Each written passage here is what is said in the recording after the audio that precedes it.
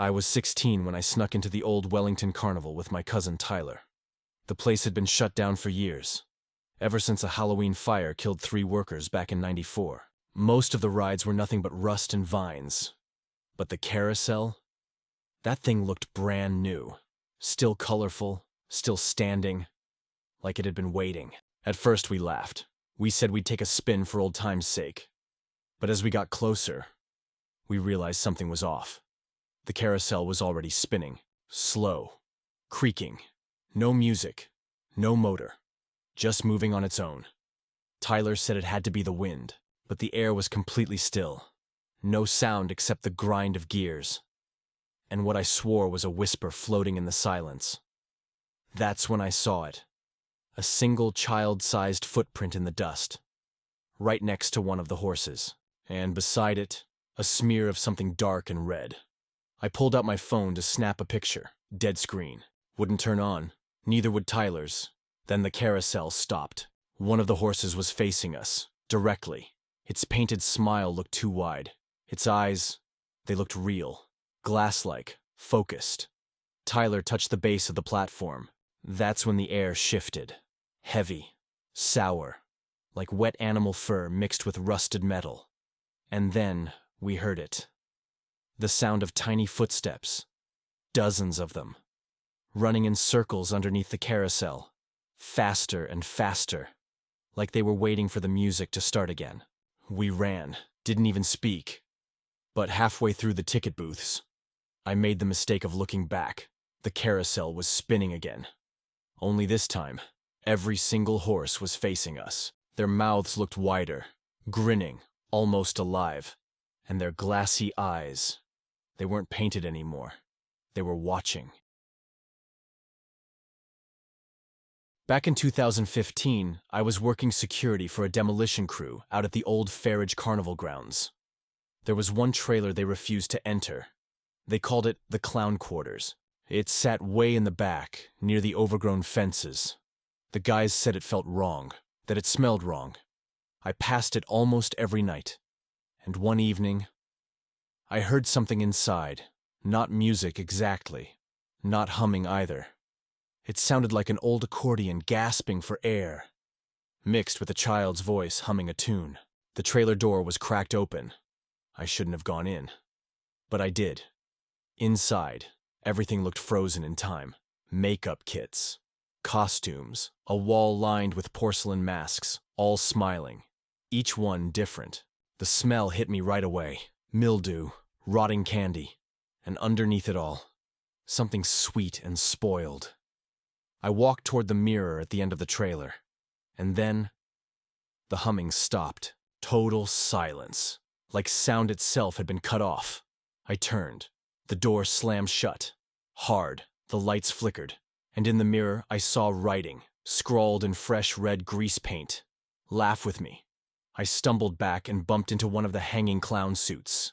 It crumpled, but the sound it made wasn't fabric. It was wet. A splat. A dark stain spread underneath it. I froze, staring at the floor, until I heard something. The masks. They were rattling, falling one by one. Not a single one shattered. And then, from inside the walls, footsteps, wet, barefoot, running, and laughter. Not one voice, but dozens. Children's laughter. All around me. I screamed, pounded the door, was ready to shoot the lock, but then it just opened. I looked back once. Everything was back in place. Still. Clean. Silent. 2 weeks later, that trailer caught fire. Burned from the inside out. No one had touched it. No one was supposed to be there. In 2022, I was scouting filming locations for an indie horror director. That's how I found the Durham Mirror Maze. It was buried deep in the woods of North Carolina. Didn't show up on any modern maps.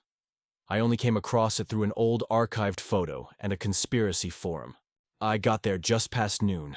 Sky was clear. Air was still. The entrance arch said, House of 1,000 reflections. The structure groaned with every step. But inside, the mirrors? Clean. Pristine. Like they'd been waiting. As I walked deeper, something felt off. The light changed. Colder. Like the temperature had dropped 20 degrees. Then I noticed it. My reflection wasn't syncing up. There was a delay. Like I was watching myself on a lagging screen. I waved. My reflection followed. Too slow. Then it smiled. But I didn't. I blinked. Everything was normal again. I tried to turn back. But the layout didn't make sense. I dropped a coin at a corner. 5 turns later, I saw 3 of the same coin. And then, I wasn't alone. Footsteps behind me, fast, bare, slapping on tile. I spun around, no one, but in the mirror, she was there. A woman in a faded carnival dress, skin pale, eyes covered by a red blindfold, motionless, staring. I turned again. Nothing behind me, but in the mirrors. She was closer. In multiple panels. I ran, breath ragged, palms slick, smearing across the glass, trying to find a way out. Finally, I burst through an exit door. Sunlight, but not really. The sky was too yellow. The trees didn't move. Ahead of me was the maze entrance again. Same arch. But now it read, "Welcome back." I was trapped. Time didn't move normally, no phone signal, compass broken. I stayed alive on old popcorn, drank condensation off the mirrors. Every time I saw her, she was closer. Sometimes she appeared in every reflection at once. Sometimes, nowhere at all. But I could feel her, breathing, right behind the glass. Eventually, I blacked out. I woke up in a hospital. They said hikers found me 40 miles away, half-starved, with mirror shards in my hands. But here's the part that still haunts me.